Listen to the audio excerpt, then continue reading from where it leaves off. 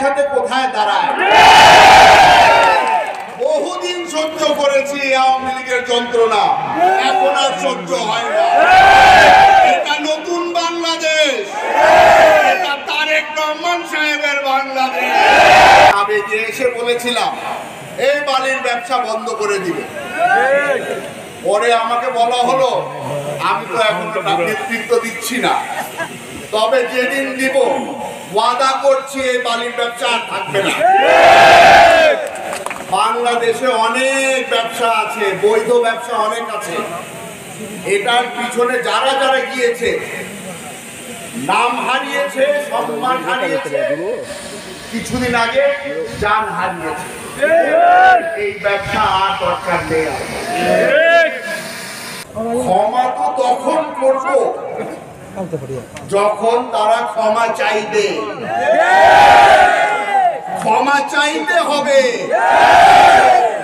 3 বছর আগে পোলো গ্রাউন্ডে আমি বলেছিলাম ক্ষমা করে দিব, তবে তাদের প্রতিটা শহীদের বাড়িতে গিয়ে ক্ষমা চাইতে হবে।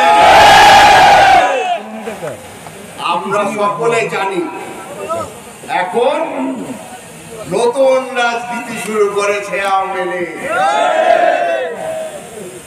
কোন সময় করে না, তারা প্রতিহিংসার রাজনীতিতেই বিশ্বাস করে। বাংলাদেশ জাতীয়তাবাদী দল মন অনেক বড়। আব্বা সবসময় বলতো রাজনীতি করতে হলে বুকের থেকে কলিজা বড় হতে হয়। আমি জানি আমার জাতীয়তাবাদী দলের ভাইয়েরা তাদের কলিজা অনেক বড়,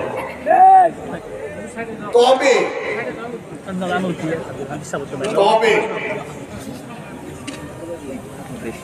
এখন দেখবেন বাংলাদেশ জাতীয়তাবাদী দলের পতাকা তাদের হাতে নিয়ে তারা ঘুরে বেড়াচ্ছে।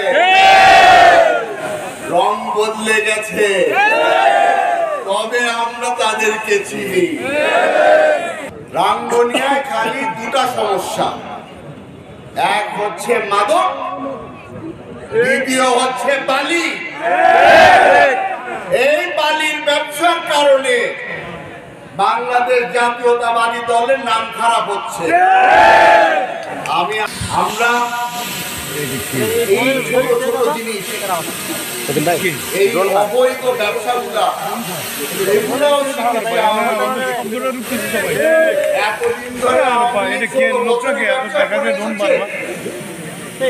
গ্রামের পর গ্রাম নদীতে ভেসে গেল এই বালির ব্যবসার কারণে। আর টাকা কামিয়েছে কে?